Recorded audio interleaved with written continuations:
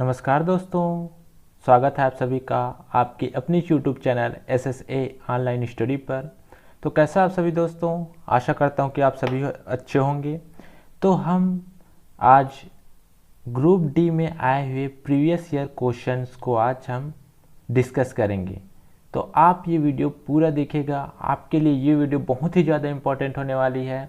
हम 25 क्वेश्चन करने जा रहे हैं जो कि प्रीवियस ईयर क्वेश्चन में पूछे गए हैं। तो आप ये वीडियो पूरे लास्ट तक देखिएगा। तो चलिए दोस्तों स्टार्ट करते हैं। चलते हैं पहले क्वेश्चन की ओर। पहला क्वेश्चन में क्या बोला गया है कि निम्नलिखित में से भारत का कौन सा राज्य रबड़ के उत्पादन में अग्रणी है।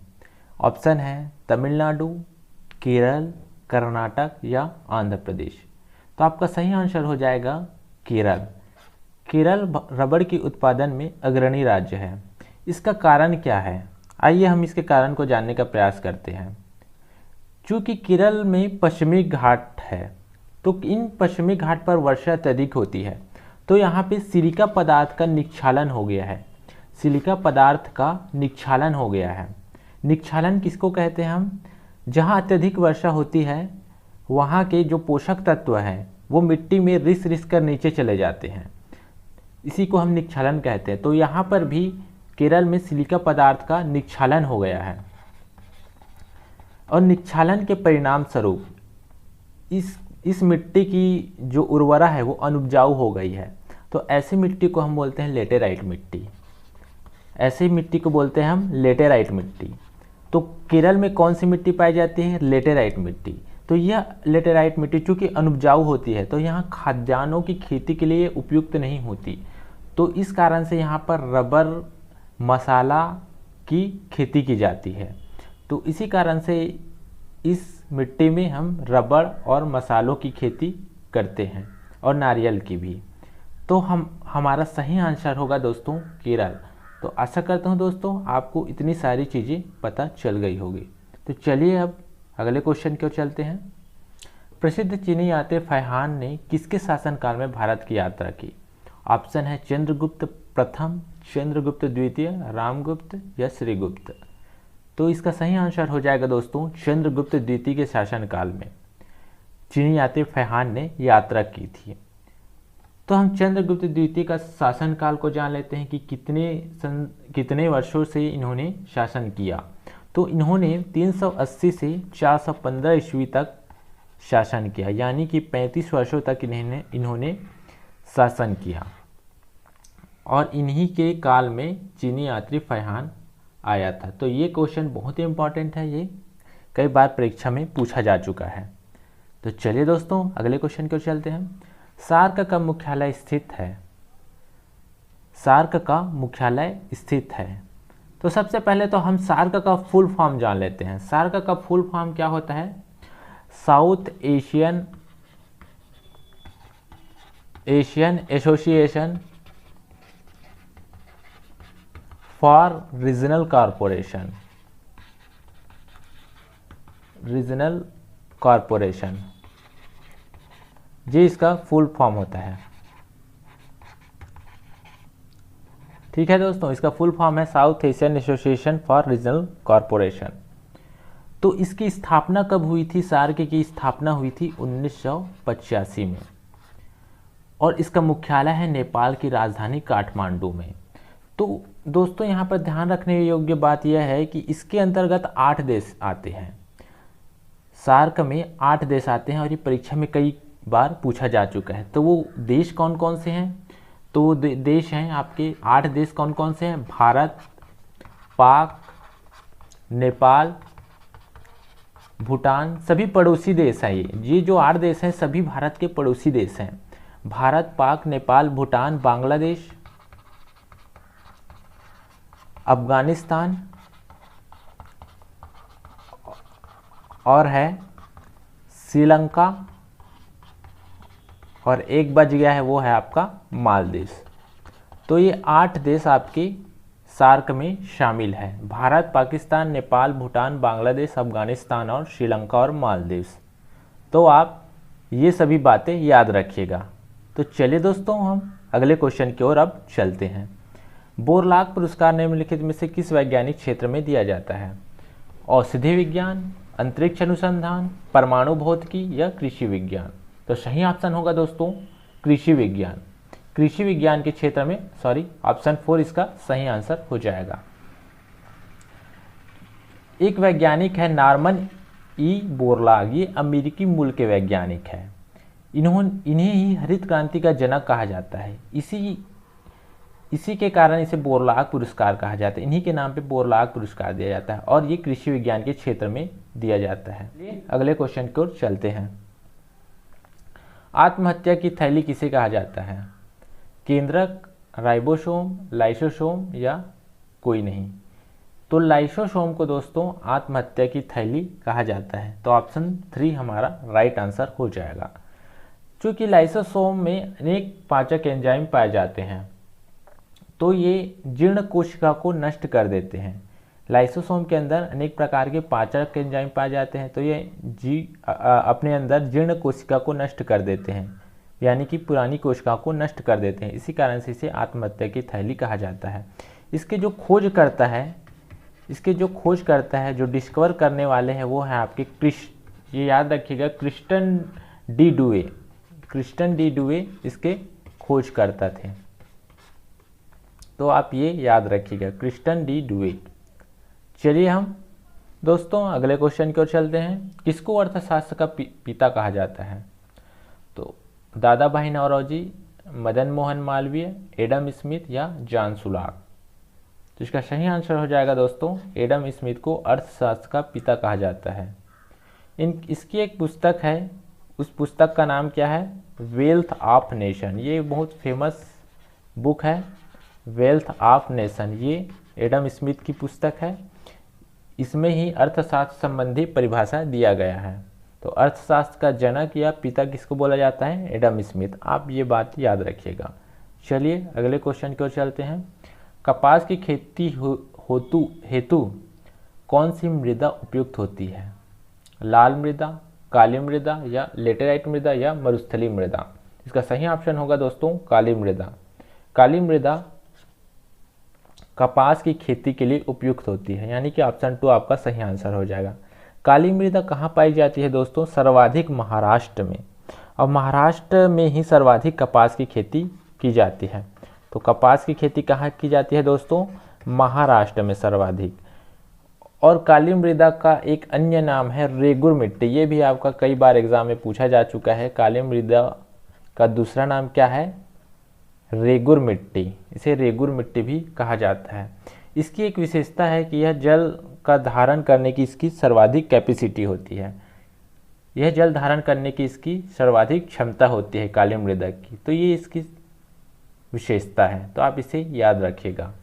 चलिए अब हम नेक्स्ट क्वेश्चन की ओर चलते हैं। कोंकण रेलवे परियोजना कब प्रारंभ हुई थी? कोंकण रेलवे परियोजना जुलाई 1990 में, यानी कि ऑप्शन फर्स्ट आपका सही आंसर हो जाएगा। जुलाई 1990 में कोंकण रेलवे परियोजना प्रारंभ हुई थी। तो यह 4 राज्यों को जोड़ने के लिए एक परियोजना थी। वो 4 राज्य कौन कौन से थे?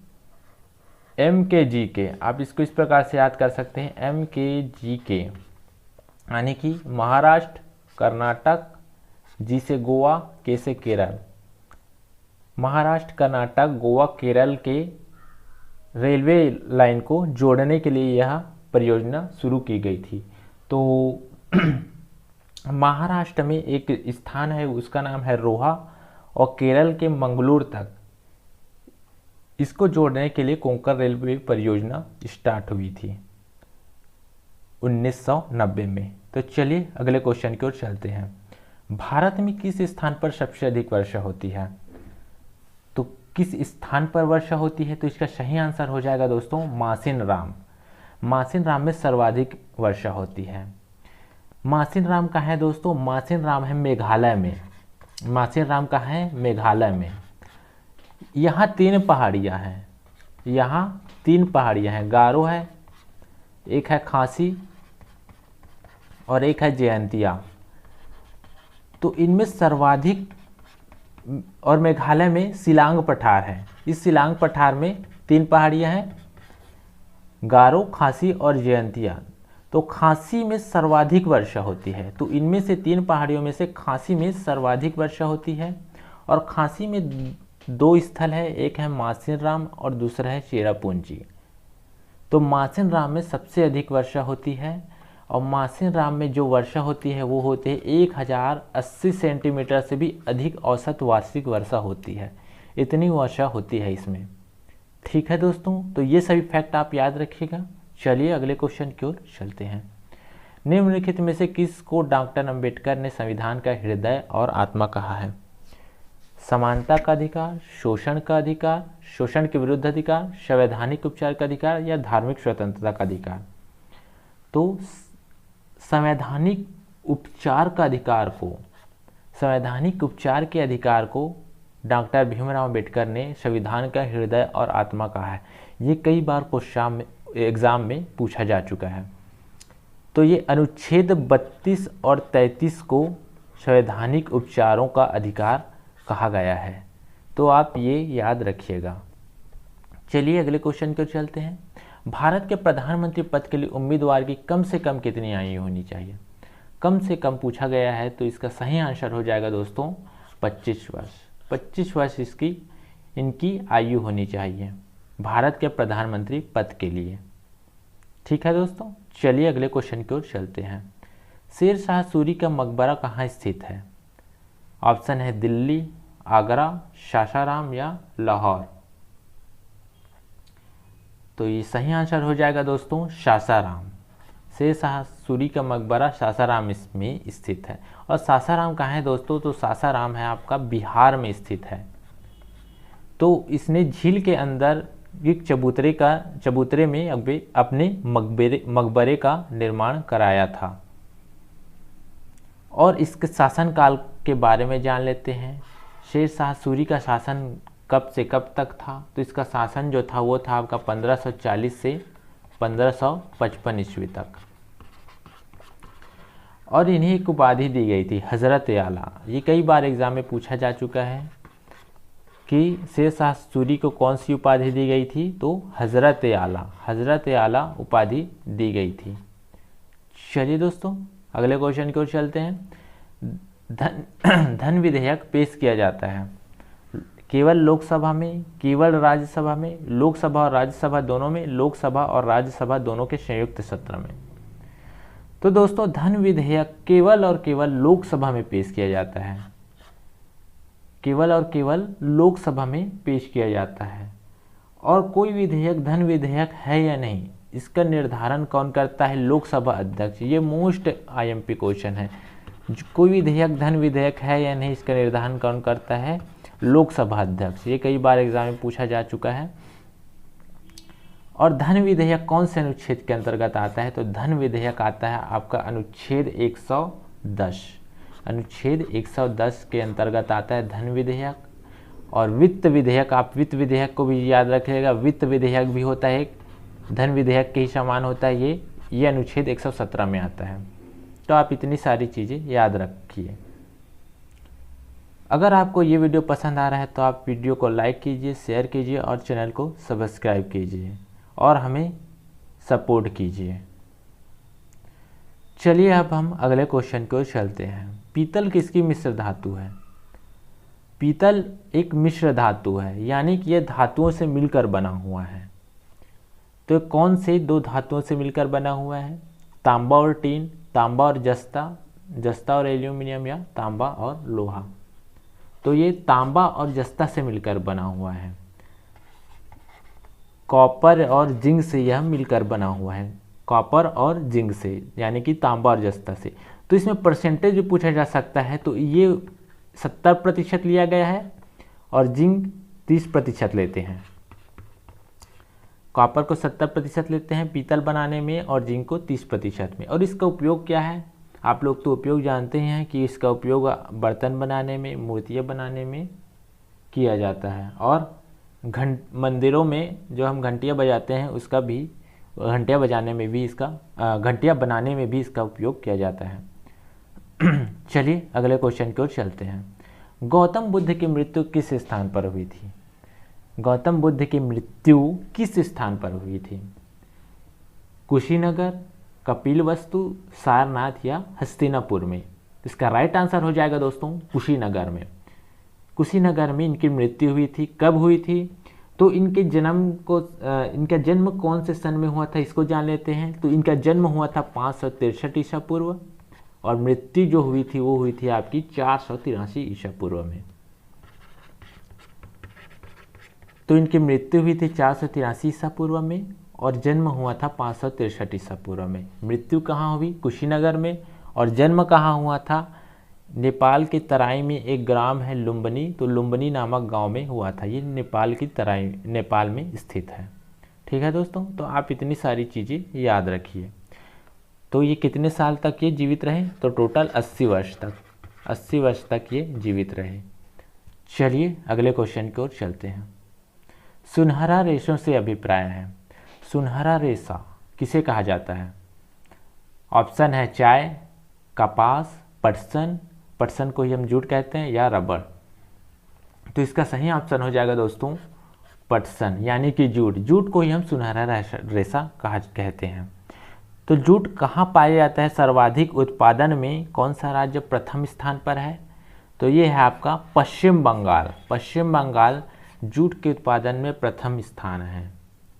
पश्चिम बंगाल जूट के उत्पादन में प्रथम स्थान पर है। तो आप ये चीज़ याद रखिएगा। निम्नलिखित में से कौन सी गैस हमें सूर्य की हानिकारक किरणों से बचाती है? कौन सी गैस हमें सूर्य की हानिकारक किरणों से बचाती है? कार्बन डाइऑक्साइड यानी कि CO2, नाइट्रोजन, ओजोन या ऑक्सीजन। तो इसका सही ऑप्शन हो जाएगा दोस्तों ओजोन। ओजोन वायुमंडल में स्थित होता है। वायुमंडल में 4 मंडल होते हैं, जानते हैं आप, क्षोभ मंडल, समताप मंडल, ताप मंडल, मध्य मंडल, ताप मंडल। इस प्रकार से 4 मंडल होती है। तो उसमें से समताप मंडल में यह स्थित होता है।